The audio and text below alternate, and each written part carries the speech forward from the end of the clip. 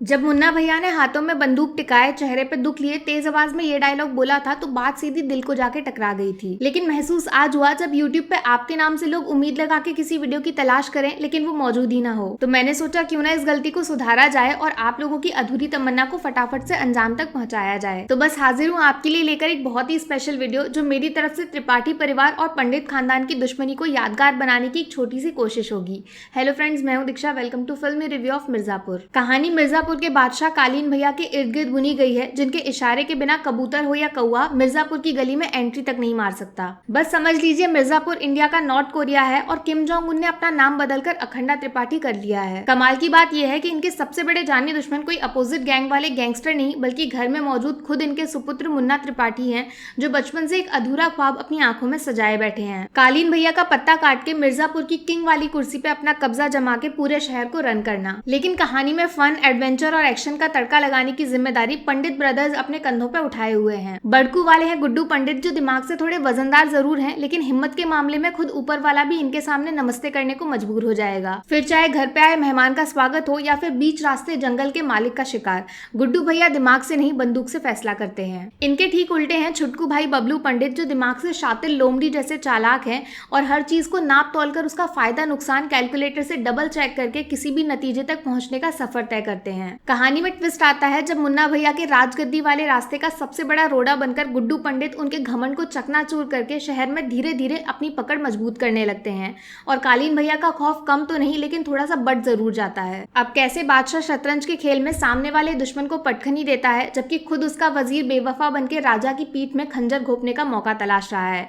इसी चालाकी, गद्दारी और दे दनादन गोलीबाजी वाले खेल का नाम है मिर्जापुर। देखो, पिछले 2 सालों से हम सब मिर्जापुर के दीवाने बनकर प्राइम वाले चचा के साथ अतरंगी गालियों के शोर पर ठुमके लगाए जा रहे हैं, लेकिन कभी सोचा मिर्जापुर लोगों के दिल तक पहुंचा कैसे? आखिर वो कौन सी बात है जो मिर्जापुर को बाकी शो से अलग बनाती है? सबसे पहले तो मिर्जापुर का जो कॉन्सेप्ट है, 2 दुश्मन आमने सामने, जंग आर या पार वाली, ये कहीं ना कहीं हम सबकी जिंदगी में बचपन से ही शामिल है। स्कूल में टीचर से पंगा लेना, ऑफिस में बॉस की ऐसी तैसी करना और घर पे मम्मी पापा के खिलाफ जाके गर्लफ्रेंड से शादी करना, ये जोश हमारे खून में बहता है। बस उसी जोश वाली फीलिंग के रास्ते मिर्जापुर टीवी स्क्रीन से सीधा आपके दिल में घर बना लेता है। शो की दूसरी खासियत है कि इसमें बाकी बॉलीवुड फिल्मों की तरह पूरा फोकस सिर्फ हीरो हीरोइन पे नहीं बल्कि साइड कैरेक्टर्स को भी एकदम मजबूती और चतुराई के साथ कहानी में फिट किया गया है। मिर्जापुर की क्वीन जो जवानी के नशे में चूर होकर हवस का सुख प्राप्त करना चाहती हैं, एक वफादार गुलाम जो अपने राजा को सुरक्षित रखने के लिए सर कटाने को तैयार है, या फिर एक कट्टर जिगरी दोस्त जो प्यादा बनकर अपनी दोस्ती के लिए जान कुर्बान कर दे। ये सब कहने के लिए तो साइड कैरेक्टर्स हैं, लेकिन असल मायने में मिर्जापुर की जान पूरे तरीके से इन सब में बसती है। कंपाउंडर की छुरी, मकबूल की दादागिरी और बीना त्रिपाठी के राजा के साथ गुलछर्रे, इन सब के बिना मिर्जापुर भी बाकी बॉलीवुड फिल्मों की तरह सिर्फ हीरोपंती की दुकान चमकाने का साबुन बन के रह जाता। बची कुची कसर शो में डाले गए ताकतवर और कान फोड़ू डायलॉग्स ने पूरी कर दी,